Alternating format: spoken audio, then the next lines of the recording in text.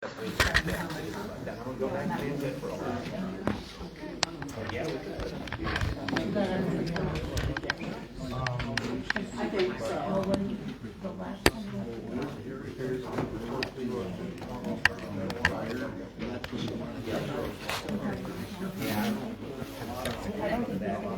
Meeting this week, so I got to be in Grand Rapids. So I'll never be back in time to go in for that. You gotta go in and they inject you, then you gotta go back 6 hours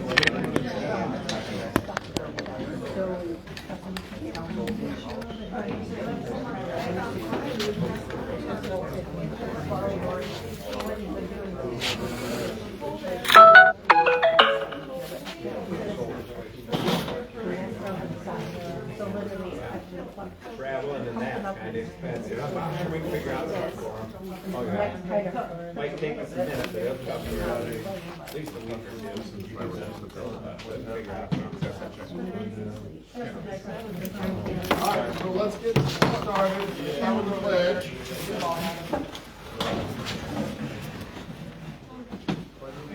To the flag of the United States of America and to the republic for which it stands, one nation, under God, indivisible, with liberty and justice for all. Thank you all for coming. Sorry, it's a little crazy. It's order review week, so. Thank you. Sorry, I didn't mean to knock you off. Alright, so we're gonna go ahead and get started. I need a motion to accept the consent agenda.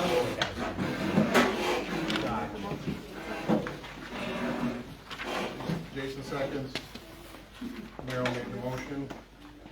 All in favor? Aye. Opposed? None. Okay. Before we start reports, I am going to have the Land Bank Authority talk to us about do her presentation for the sheet we have with her evening. So we'll do that, and then we'll go into our normal reports, okay? All right, so your floor is yours. Okay, thank you for having me here tonight. My name is Katie Grunberg. I'm the planning director for the county, but in addition to that, I'm also the project manager for the Land Bank Authority. So the planning department entered a contract with the County Land Bank Authority, and I'm kind of the support staff for some of the activities that we have going on. So I just wanted to take a moment to come before Norman Township tonight and make sure that everybody kind of has a little bit of an understanding of what the Land Bank Authority is and that we exist, and we've been teaching some pretty cool stuff. So I did have some handouts. I don't know if everybody got them. I'm happy to provide that digitally for the township if anybody wanted more copies of that. So essentially, a land bank is designed to acquire and maintain vacant, abandoned, and tax delinquent properties and use the legal authority granted to it through the state statute to bring those properties back to a productive use, get the properties back on the tax roll. Land banking in Michigan began with Public Act 258 of 2003, which is the Land Bank Fast Track Act. So we just recently kind of celebrated 20 years of land banking in Michigan. And the statute actually gives the land bank authorities quite a bit of discretion and flexibility with how they can acquire and dispose of properties. They're also granted a unique legal authority to file expedited quiet title through that statute with the properties that they acquire. So looking at the flat handout that I had given you guys, we see the main image on this. To the left, it kind of shows the typical life cycle for an abandoned property. We see a property become blighted, a lot of times it's vacant, falls tax delinquent, goes to foreclosure, and it's sold at auction, and we see this cycle repeat. You've got someone who thinks they can kind of DIY, pour their blood, sweat, and tears into a piece of property they got off auction. They realize it's more money that they have to put into it than what it's worth, and we see this cycle repeat. So that's where land banking was kind of created, and land banks can step in to break that cycle, clear the title for a property, and they can rehab it themselves, make it occupiable, and then sell it, or sell it to somebody else to a developer to rehab it and make it occupiable. If the structure or structures on the property are too far gone, the land bank can demolish it and make it ready to be sold for development. Or it can be put to use as public space. And then sometimes we even see when there's maybe a small side lot, something that's unbuildable, unusable, the land bank can acquire that and work towards, maybe selling it to a neighboring property owner, because ultimately if the property's cleaned up, even if a new structure isn't put on it, if it's, back under private ownership, then it's back to being on the tax roll, and that's the whole goal of the land bank authority. So that's kind of the traditional,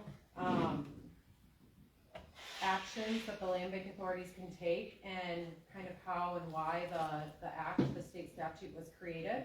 But there are a couple other additional benefits that the land bank can tap into.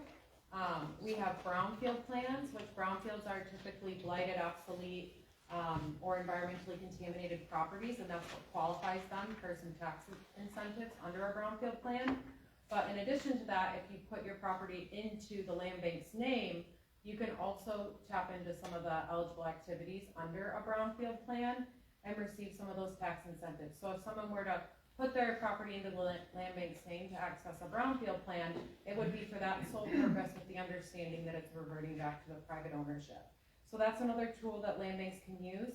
And then something that's been really exciting in Manistee County as of recent is grant opportunities. Our land bank was formed in 2018, and over the past couple of years, the State Land Bank Authority has released quite a bit of blight elimination funding, and Manistee County actually acquired nearly $3 million for blight elimination funding. It was pretty cool to go to one of the conferences and see all the counties across the state and the land bank comparing with communities like Muskegon and Detroit and some of these bigger metropolitan areas. We were able to bring in those dollars to the county. So the recent success column you see, this is what has been and will be accomplished with the blight elimination funding. We demolished 4 commercial properties, or are working towards demolishing a total of 4, 9 residential properties. And then with this blight elimination funding, we were also able to do some stabilization of properties. So not necessarily just demolition, but removing blight by stabilizing existing structures. So in a nutshell, those are kind of the 3 resources that can be tapped into with a land bank authority. And due to limited resources, land banks in rural communities like our own tend to rely on partnerships to accomplish activities, whether that be with a local unit of government, Habitat for Humanity. They're one that we're looking to donate one of the newly demolished vacant properties to, so that they can build a new house, or even private, nonprofit, or for-profit developers. So really just trying to get creative and think outside of the box in ways that we can bring properties back to productive use and get them ready for development or have them developed.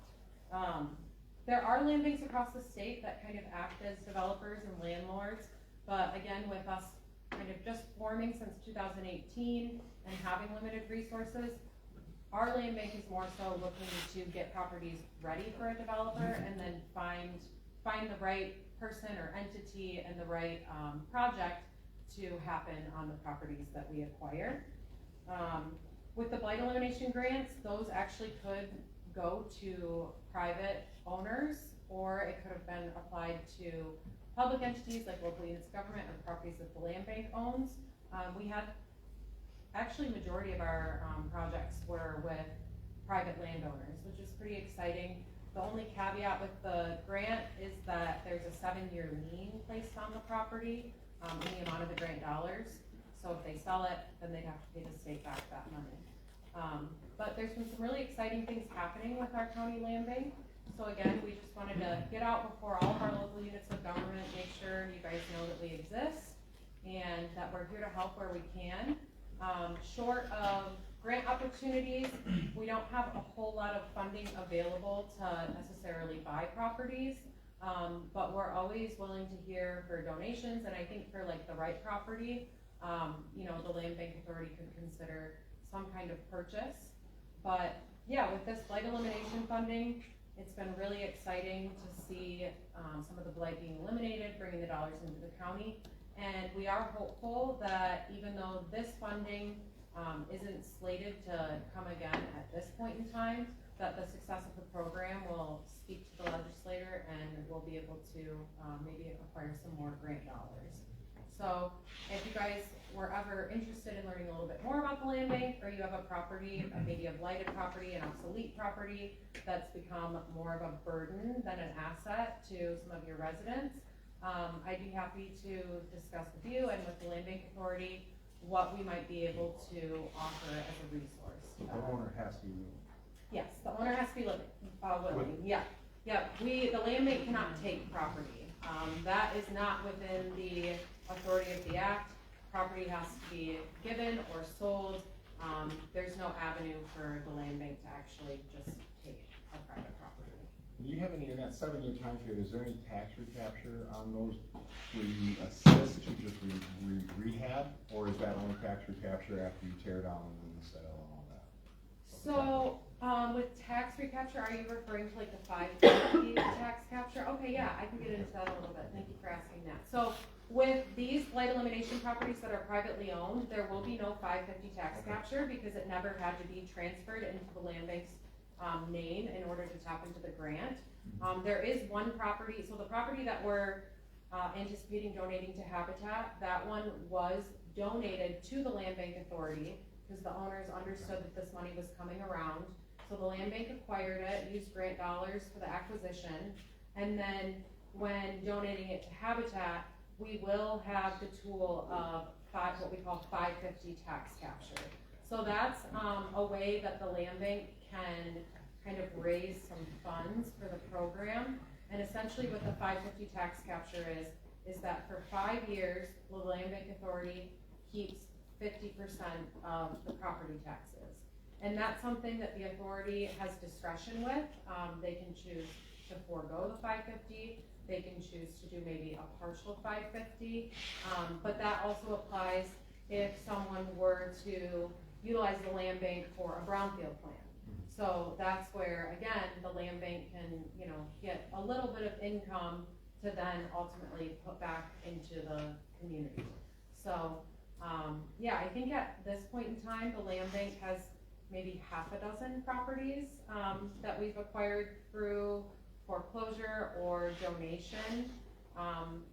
Most of those are small little pieces that nobody wanted at auction, but it's still something that, like I was saying, if we can get an adjacent property owner to purchase the land, or, we can just kind of sit on it and maintain it, mow it, do the minimum maintenance, and if the right developer comes around, sell it, or, they can choose to donate it to a developer if they see fit.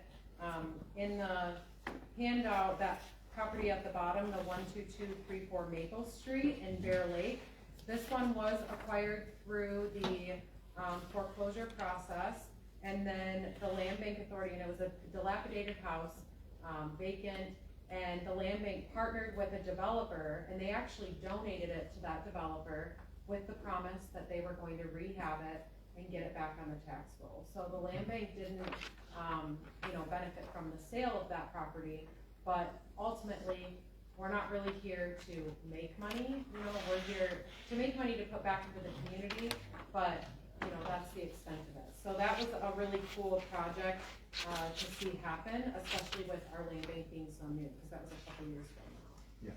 So, yeah. Yeah, so I'll take any questions? And I know it was kind of if you acquire a property from the owner donating it, how long does it take you to clean it up? for like the demolition of the property or rehab. So really, we're trying to clean up properties as soon as possible.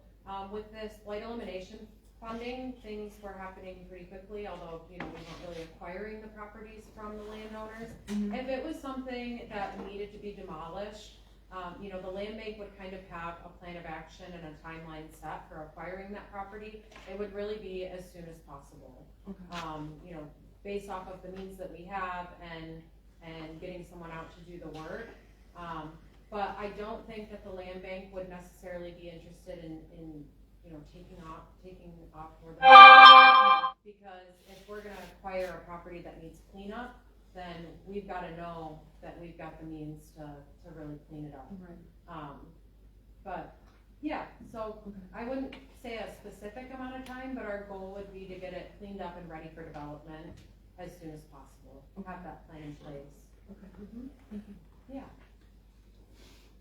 No, I've ran into this quite a few times in the city, so I've seen a lot, and the one in Bear Lake I've seen personally, it's a nice rehab, but you just have to get the willing participant. It's nice to know that we have this. Yeah. If we have a landowner that is a willing participant in something Right. like this, where they give up a little bit of their control, but they give it back, so, okay. Yeah. Thank you. Yeah. Appreciate that. Thank you guys, and I know this was like a very high level overview, but again, we just wanted to make sure that we were coming to all of you guys within the local units, and that you know that we're here and we're ready to help. We're still learning as we go, but it's been a really exciting program, and we have really active board members, so, it'll be cool to see what we can accomplish in the coming years. Yeah, All right, thank you. all right, thank you guys, Okay. thank you.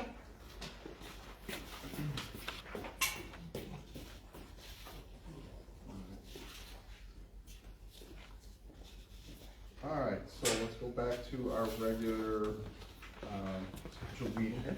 All right, Chief, you're up. Busy. We had some pretty high stress calls this month, last month I should say, month of February. Arrow measured one last month and Arrow measured one this month. And so, we are coming into wildland fire season, rapidly. And so, I guess the biggest thing I want to say is when the snow melts, we'll be ready to burn. And so, please do it carefully. If you're going to burn a brush pile, if you have a brush pile, get it burned before this weekend. Because our snow will be gone by the end of the weekend. Staffing, Forest Service staffing is still going to be hit and miss this year, possibly due to federal cuts. And as anybody on the fire department knows, the Forest Service is just down the road. Their wildland fire crews are vitally important to what we do. We get a brush fire, we respond to it, but they may show up with 20 guys. So that's coming up very soon. Anybody has any questions, you can get a hold of me on it. There is a DNR website to check if it's legal to burn or not, if open burning. There is a phone number that you can call on that website that registers your phone number with the state. And so if it's open burning in the morning and you let a brush pile, at 1 o'clock in the afternoon, it goes closed. And your brush fire gets out of hand, your brush pile leaves where it was started. It gets out of hand and you got a call, 911, don't wait, do it. You call 911.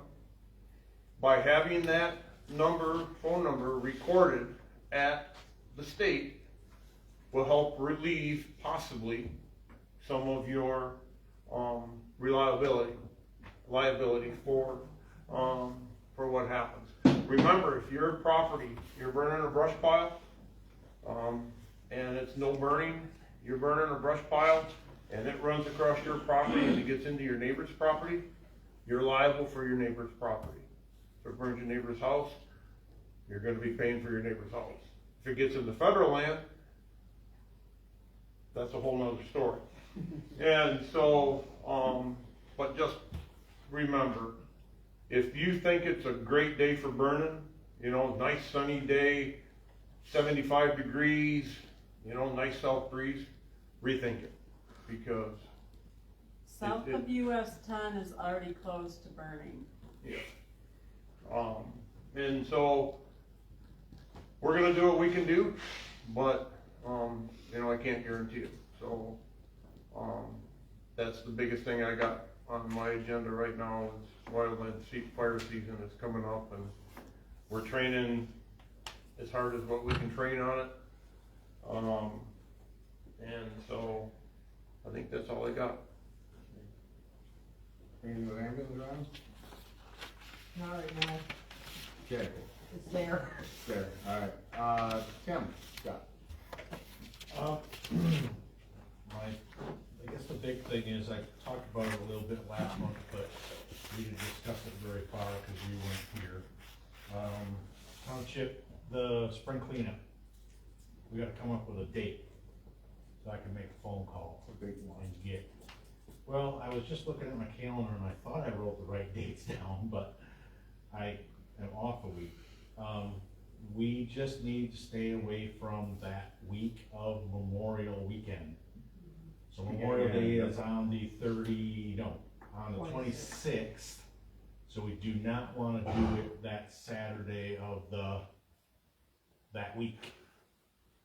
Or this The weekend prior. week prior is okay, we Weekend just. after. because if Weekend we- after is where yeah. they work that Saturday. If we do it the week of, they won't work Monday, and then they work Tuesday, Wednesday, Thursday, Friday, Saturday. That's why we got the dumpsters, because we didn't have the drivers. Do we do it the week before Memorial Day?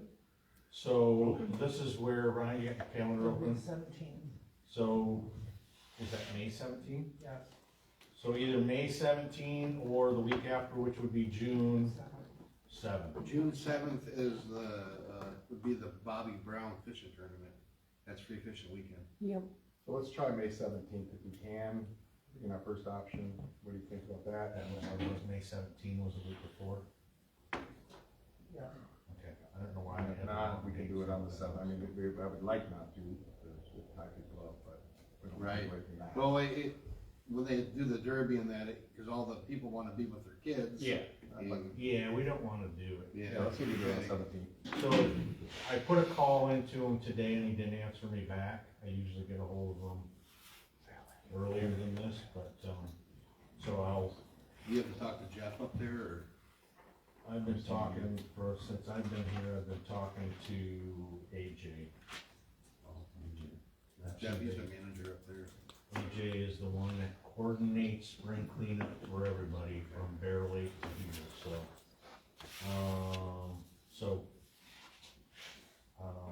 I think that's all I had for now.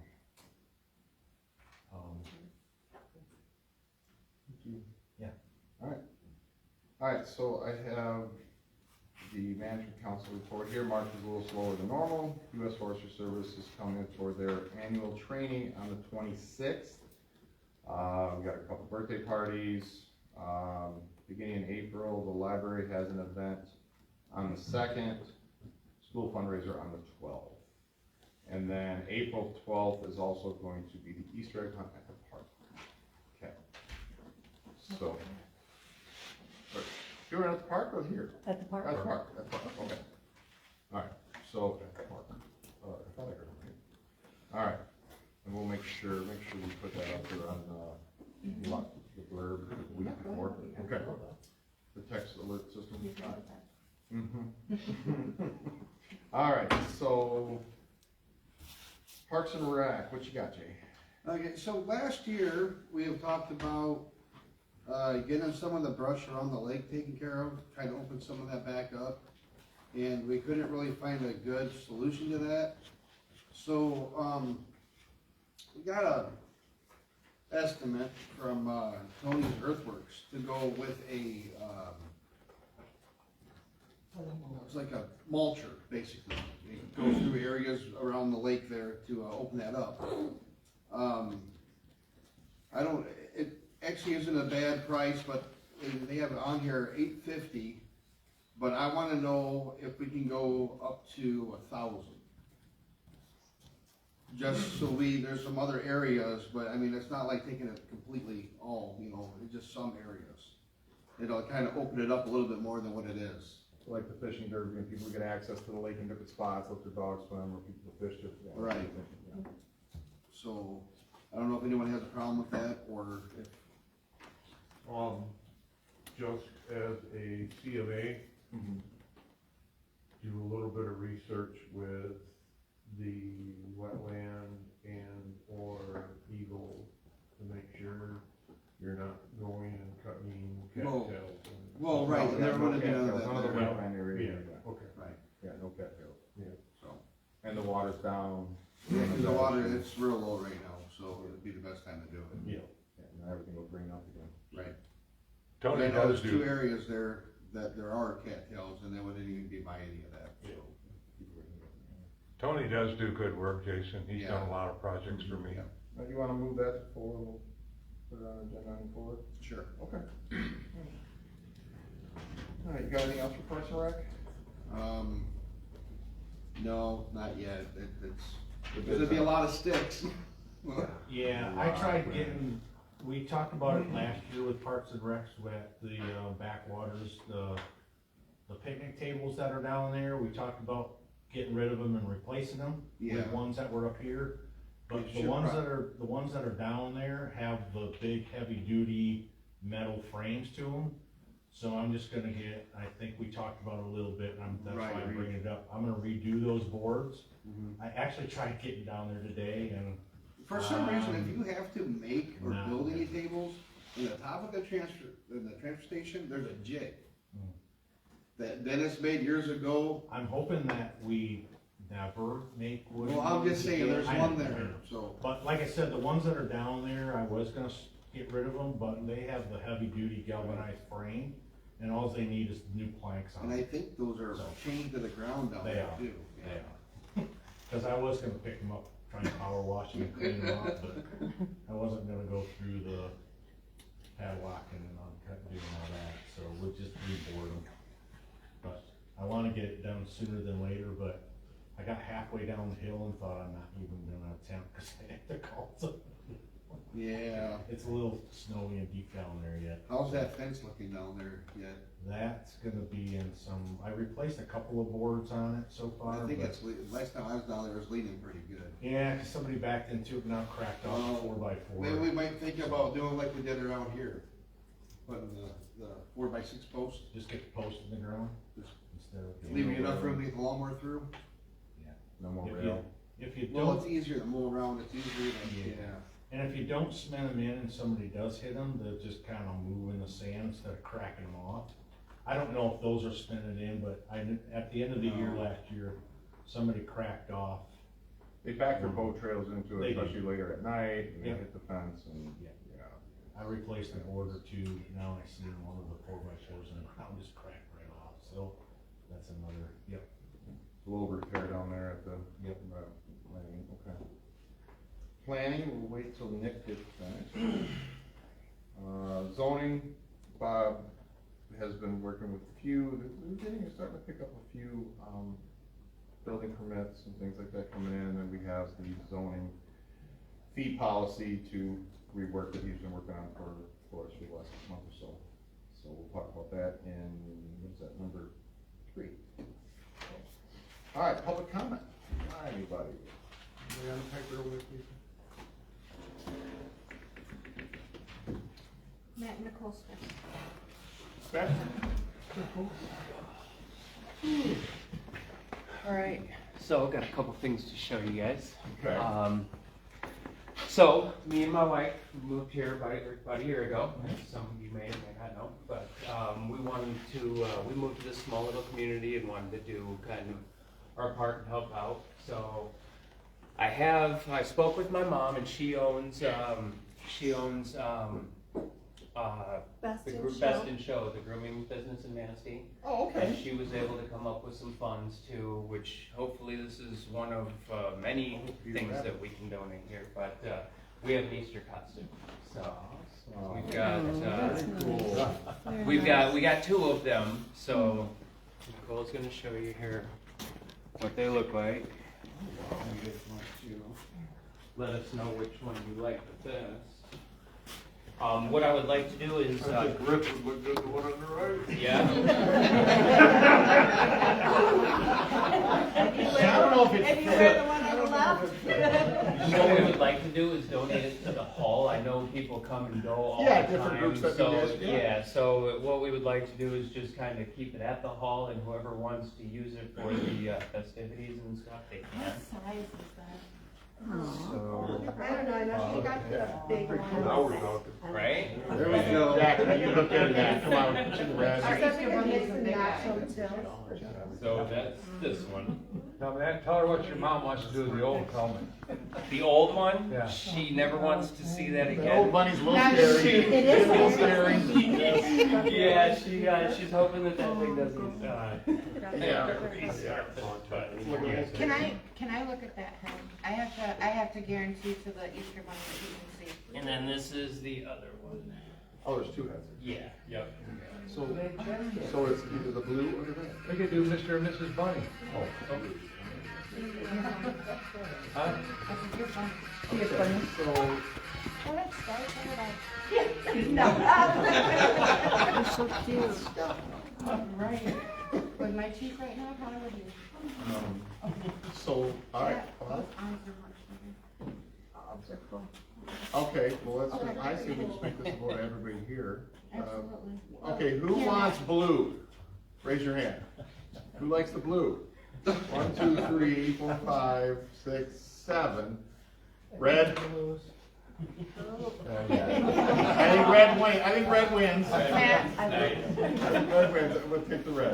That is awesome. Thank you, mother, very much. Thank you both. That is awesome. Yes, it is quite a bit less scary now. For a bunny with mange, I think. Thank you so much. Yep. And we have a tote for that. You do? Yeah, actually, we still have all those big black and yellow totes. There you go. so, We use those two. All right, we'll get a couple of that. That is awesome. Thank you guys very You much. got it. We really appreciate it. Thank you. Yep. All right. You have the- oh, who else is on there? that's it. Oh, that's it? Okay. Anybody else? No? All right. Oh, maybe we get back to Dixon here soon. All right, so let's go on to, huh? Close it. No, I gotta close out. All right, so let's go on to new business. All right, so we have a new FOIA policy because we have a FOIA coordinator. Had the attorney write up a FOIA policy, and we just need if you ever got a chance to look at it, we need everybody to, if you have a chance to look at it, we just need a motion to accept the FOIA policy that came from Running Wise Forward.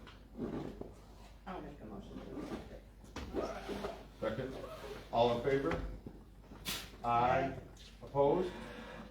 No? Okay, so 4-0. All right, that's done.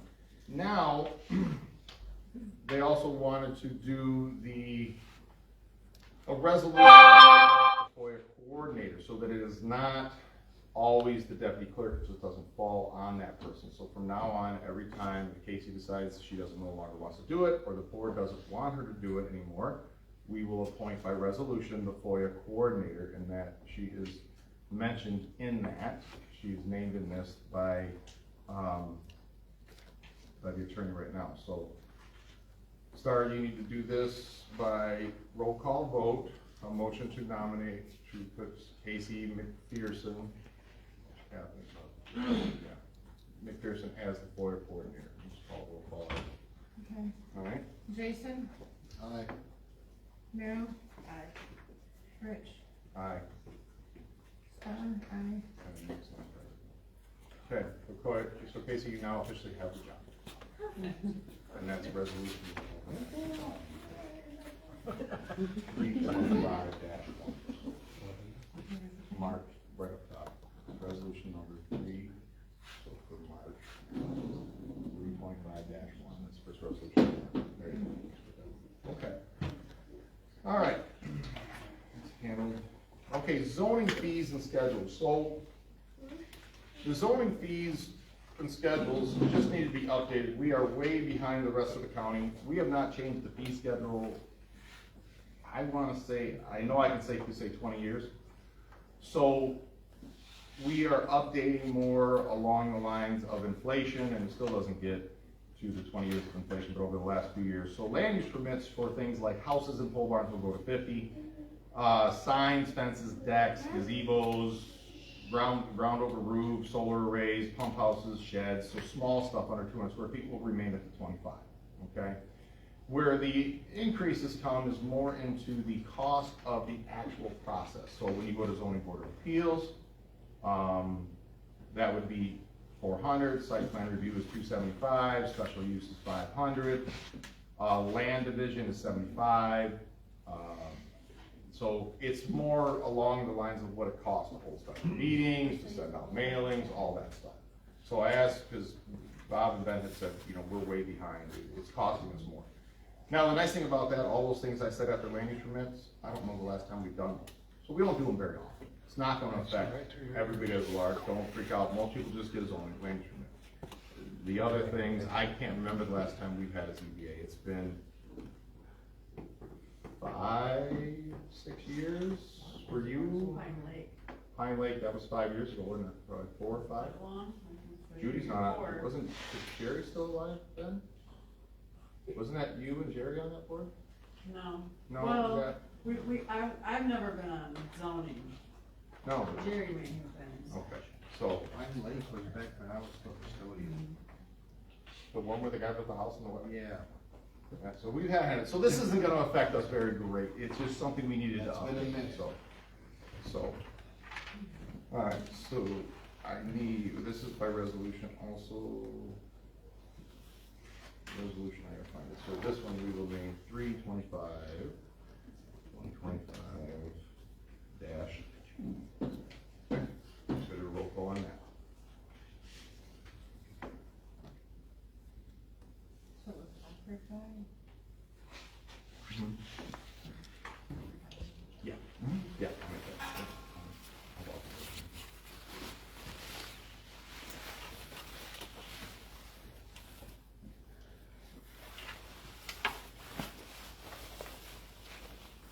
Jason? I,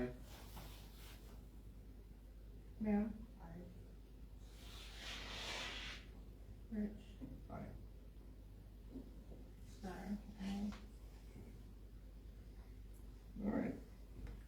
So, all we have left is the brush thing around the lake.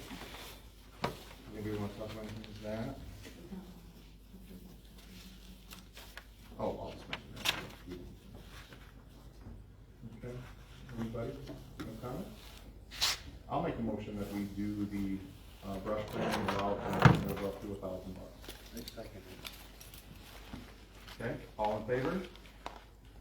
Aye. Opposed? You good? No? Okay.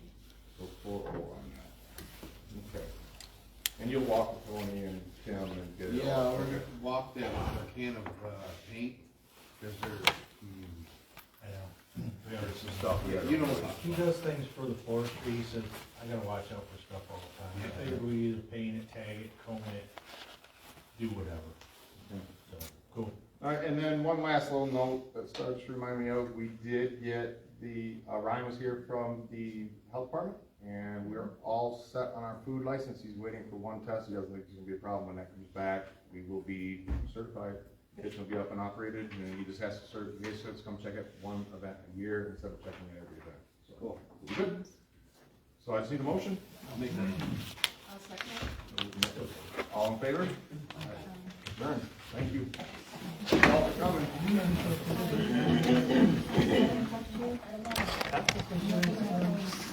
And I don't